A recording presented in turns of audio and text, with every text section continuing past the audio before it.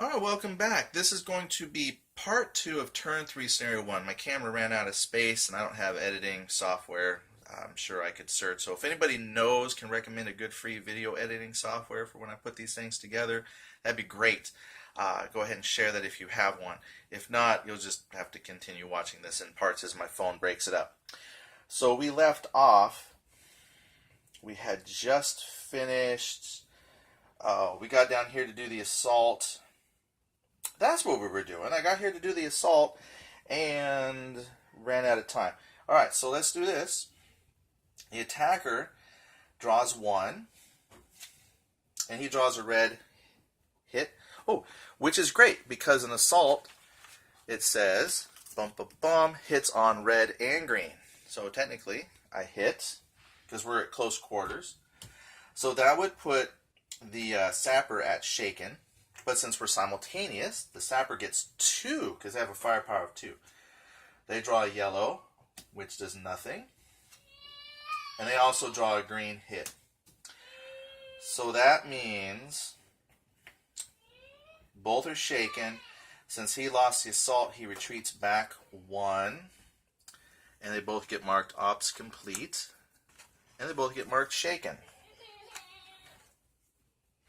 Which this turned out not to be a good thing for the American, charging in like that.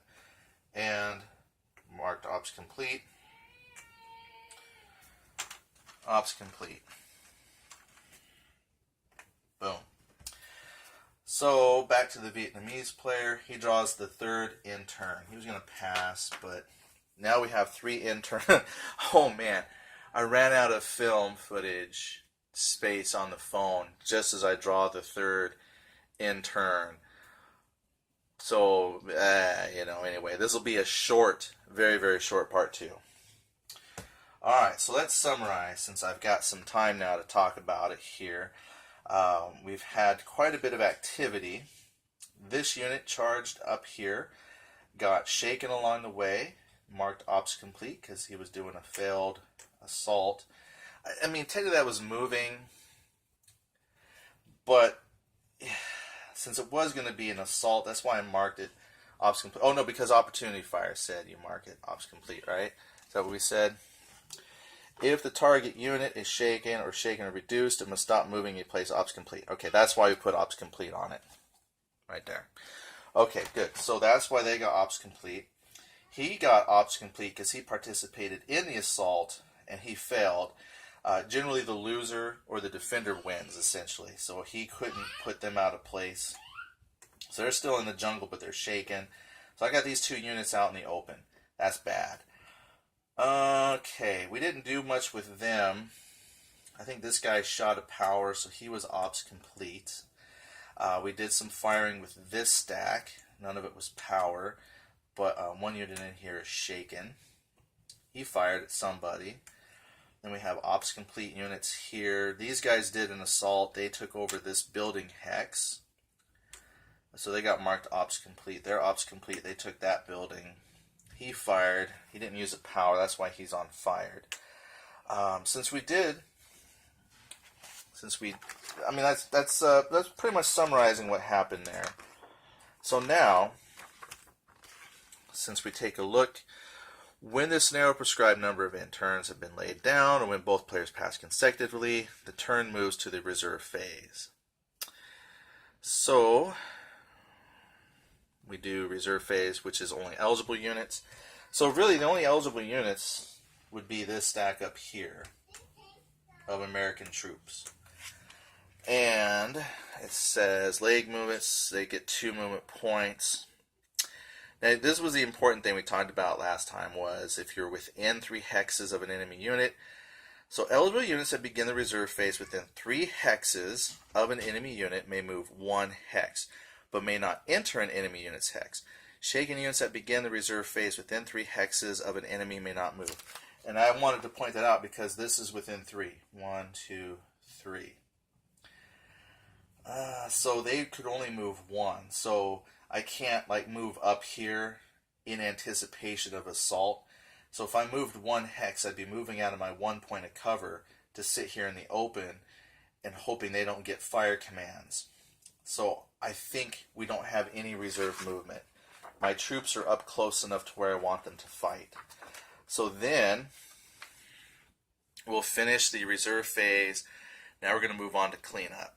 So once the reserve is over, we remove all the fire, moved, and ops complete. Shaken will stay. We don't have any smoke. Okay, fired. Ops complete. Shaken stays. Ops complete. Ops complete. Fired. Fired.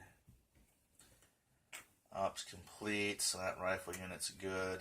They had nothing this time. Ops. Ops. Ops. Boom! So that's where we're left here at the end of the turn. This was probably not smart moving them out. It was just I wanted to really try and get up here and work the opportunity fire. I probably normally wouldn't have done that. But, sometimes it works out. So moving in the open is bad, especially if the other player has a fire. Yeah, this is how we'll leave them here.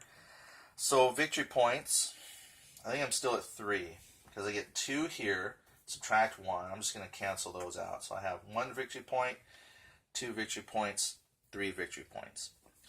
My sniper is in a great position to start picking off targets. He doesn't have to move. He can stay here because remember, sniper has a range of 13. So I can start taking shots here and here, even here. So my sniper's in a perfect position. Well, line of sight. Yeah, line of sight. Perfect. He's in a great spot. Yeah, this is probably going to be good. Now I just have to worry about doing rally and bloodlust to get these guys out of their shaken status so they can do things. Vietnamese player's going to have to unshake him. They have a shaken unit here. He's not reduced. They're starting to feel the pinch a little bit. Alright, so the next thing we do, I'm just kind of looking at the board. So the next thing for cleanup is that's going to tie up with our cards. So we decide, do we want to keep a card? My Vietnamese player has a Bloodlust, but it has initiative 9 on it. So this would be one of those times where you decide, do you keep the card because you want to win initiative, or do you keep the card because it has a fantastic ability on it? We're going to keep that for Bloodlust because we do have a couple shaken units. And Bloodlust, that's the one that you can remove the shaken. You rally the eligible unit, but you don't mark him with ops complete. So he could rally that unit and then still use him to fight. So we're going to keep that card. Not for the initiative, but for the ability. The American player, not as nice. That's pretty good. Because he's got a card ability here, reaction to being shot at is unexpected cover. Subtract 2 from the enemy's targeting, draw, or -1 from their high explosive firepower. They have the Bullet Storm. I have not used the Bullet Storm. I'm going to keep it. I keep forgetting that I have that Bullet Storm, which adds 1 firepower, 1 HEF to a leg unit. I need to use that, because the more cards you can bring to bear when shooting at somebody, obviously the easier it's going to be to take them out. But it only has an initiative of 1. So I'm keeping this card, not for the initiative, but I'm keeping it for the ability. Alright, so that would bring us to the end of turn 3. So, is this taking me like a long time to explain? It really is. Normally, like I said, when you're playing with a couple people that know the rules, it gets to a point where you're just laying cards down. It really does have a good flow. When I play solo, I'm trying to think for 2 people, essentially, and then remember the rules and everything to explain. It does slow the game down. So please don't let the time it takes in the videos you're watching to give you an accurate representation of time. And plus, I have the luxury. I'm spreading this out over a few days. So I'm like recording, coming back a couple days later. So again, that's not a real representation of time. But if you do play this, like I've played this scenario a few times down to local game shop, and honestly, it clocks in at about an hour and a half to 2 hours. And that's with doing some light explaining of rules as we play. But once people pick it up, we're just slapping cards down trying to move stuff around. So I hope you continue to enjoy these. I hope you're learning something from it. And I really do hope, hope, that's a big word here that I'm using, that you see this is actually can be a really fun game. It plays just fine solo. Now there is actually going to be a solo expansion for this game specifically, and I'm sure, I haven't seen it yet myself, but I'm pretty sure it's going to play out very similar to Night of Man. I can't say for certain, but there will be a solo expansion for this. It will have specific solo scenarios. So the good news is, if you don't pick up the solo expansion, the base box is completely solo playable. And then if you do play it face-to-face, you can see there's going to be some hidden type of bidding elements that also add to some of the excitement, trying to figure out what your opponent's going to do, what card are they keeping, if any. So this all around is turning out to be a very enjoyable game the more I play it. So I hope that you guys are enjoying it as well. Just let me know if you want to see the rest of this play out. I plan on playing the rest of this out, but if you want to see some more 65 after this, let me know.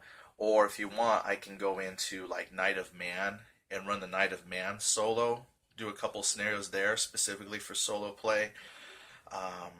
Now, as far as face-to-face play, that's more difficult because down at the game shop, since my phone is all I have to record with, it picks up sound horribly. And so at the game shop, when you've got all kinds of different people talking and speaking, that gets picked up on the phone and it drowns out the people playing. So most of the demonstrations I have to do are going to be along the lines of solo play for you guys. So if there's something you want to see, again, like more 65 or switch over to Night of Man, let me know. What else do I got? The OST, Old School Tactical. If you want to see how that plays solo, you can let me know. Yeah, that's about it for now. So again, thanks for watching. Leave your comments below, and we'll put up another video here in a couple of days. Thanks so much. Bye.